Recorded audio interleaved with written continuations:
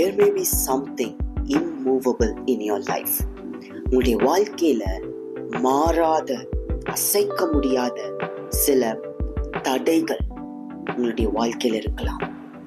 Some sickness, some weakness, some addiction, எதுவா வேண்டுமானாலும் இருக்கலாம். அடிமைத்தனம், வியாதிகளா இருக்கலாம். But God by His force, அவருடைய வல்லமையினால் அதை மாற்ற முடியும். Exodus chapter 6 verse 1, God said to Moses, "Now you'll see what I'll do to Pharaoh."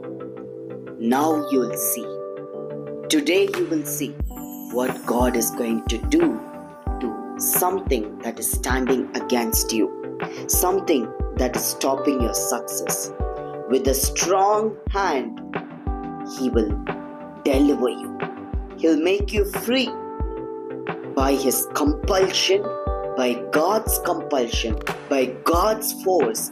அவருடைய வல்லமையினால், அவருடைய புயத்தினால், அவருடைய பலத்த கரங்களினால் கர்த்தர் உங்களுக்கு விடுதலையை கொடுக்க போகிறார். தைரியமா இருங்க. இதுவரை உங்களுடைய வாழ்க்கையில தடையா இருந்த காரியங்களை கர்த்தர் மாற்ற முடியும். பெரிய காரியங்களை உங்களுக்காக செய்ய போகிறார். Stay strong.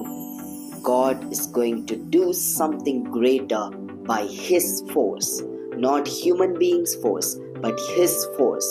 அவருடைய வேகத்திலே, அவருடைய வல்லமையிலே இதுவரை ஸ்லோவா இருந்ததையும் ஆண்டவர் ஃபாஸ்டா மாற்றுவார்.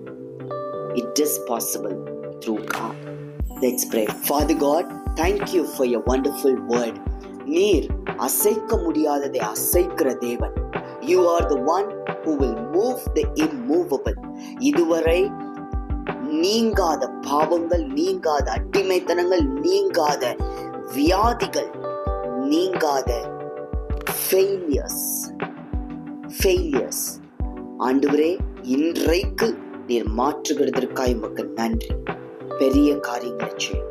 இயேசுவின் நாமத்தில் பிதாவே, ஆமென்.